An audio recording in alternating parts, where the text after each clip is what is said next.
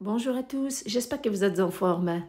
En seulement 2 étapes, vous préparez cette magnifique tarte qui est faite juste avec de bons ingrédients. Une couche avec les flocons d'avoine et des ingrédients santé. Et une deuxième couche avec des noix et des fruits séchés. Un délice. Voici la recette. Commençons par la préparation de la première couche qui est la pâte. Et pour celle-ci, on a besoin de 2 œufs avec un peu de sel, une pincée et aussi 2 cuillères à soupe de miel. À la place du sucre, c'est mieux de mettre du miel bien sûr si vous l'avez, sinon vous pouvez mettre du sucre brun. Mettez 2 cuillères à soupe de sucre brun. Par la suite, pour bien parfumer ce gâteau, on met 1 cuillère à soupe de vanille. Puis surtout, bien travailler tous ces ingrédients liquides pour avoir un mélange homogène. N'oubliez pas les amis de liker et de partager la vidéo. Je compte sur vous surtout pour le faire. Après avoir bien mélangé les ingrédients, c'est le moment d'ajouter les flocons d'avoine. C'est un ingrédient qui est très santé, j'adore l'utiliser dans mes recettes de gâteaux, surtout. Alors j'ajoute une tasse ou un verre, l'équivalent de 90 grammes. Et pour rendre cette pâte encore plus santé, j'ajoute 50 grammes de farine d'orge, mais bien sûr que vous pouvez la remplacer par une autre farine de votre choix, mais sauf que cette farine, elle est meilleure pour la santé car elle se digère bien.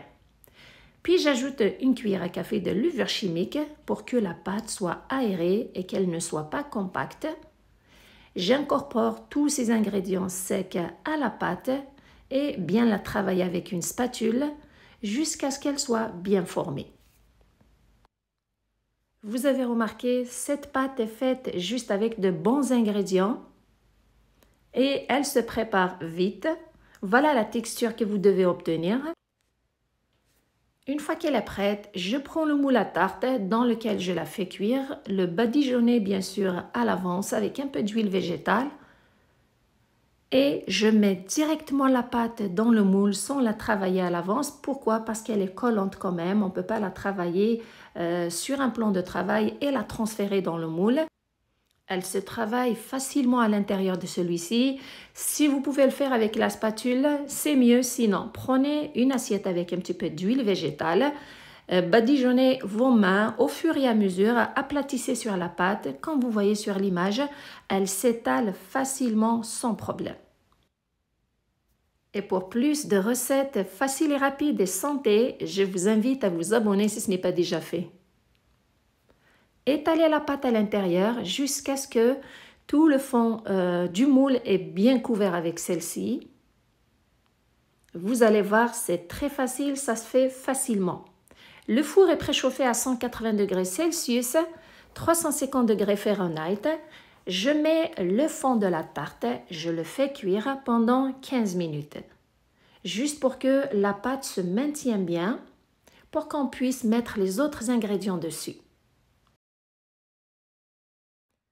À la sortie du four, c'est le moment de préparer maintenant la deuxième couche. J'ai pris une bonne quantité de noix avec une autre quantité de dattes. Pour les dattes, j'ai pris une vingtaine de dattes que j'ai rincées puis dénoyautées et une poignée de raisins secs. C'est une couche qui se prépare d'une façon très simple et très pratique. Vous avez juste besoin de mettre une couche de dattes, de déposer une couche de dattes sur la pâte. De la manière que vous voyez, j'ai pris chaque date, je l'ai coupée en deux. Puis voilà, je les mets sur la pâte comme première couche. Une fois que c'est fait, on ajoute les noix directement sur les dattes sans rien d'autre. Les éparpiller un peu partout dessus les dattes. N'oubliez pas de me laisser des commentaires, c'est toujours un plaisir de vous lire et de vous répondre. C'est sûr que si vous n'avez pas les noix de Grenoble, vous pouvez les remplacer par des amandes effilées, vous pouvez mettre des amandes entières, vous pouvez mettre aussi des noix de cajou, vous pouvez mettre aussi les noix de pacane, ce que vous avez sous la main. Puis j'ajoute les raisins secs, vous pouvez même ajouter les pépites de chocolat. Avec l'ajout des raisins secs, la deuxième couche est complète et voici l'ingrédient qui va lier toute la farce de cette deuxième couche avec la pâte, c'est le lait condensé sucré. C'est juste ça qu'on ajoute dessus les noix pour qu'elles soient bien collées avec la pâte et ça donne un très très bon goût. Ça rajoute un côté crémeux et bien sucré à cette tarte. J'ai une boîte de 300 ml que je verse au complet sur les noix et les fruits séchés. La pâte aussi va l'absorber pendant la cuisson. Une fois qu'elle est versée tout au complet, le four est préchauffé toujours à 180 degrés. Je remets la tarte au four pour un autre 20 minutes. La démouler pendant qu'elle est tiède et la laisser refroidir avant de la déguster. Et voilà, elle est prête à être dégustée, cette tarte qui est originale, pleine de goût, surtout pleine de bons ingrédients. Je vous la recommande. Elle est très énergisante, facile à réaliser, j'espère que vous allez la préparer. La pâte de la tarte est tendre et légère, mélangée avec le croquant des noix et le côté crémeux du lait condensé avec un bon sucre, c'est un délice. J'espère que vous allez l'essayer. Merci de me suivre, prenez soin de vous et à la prochaine!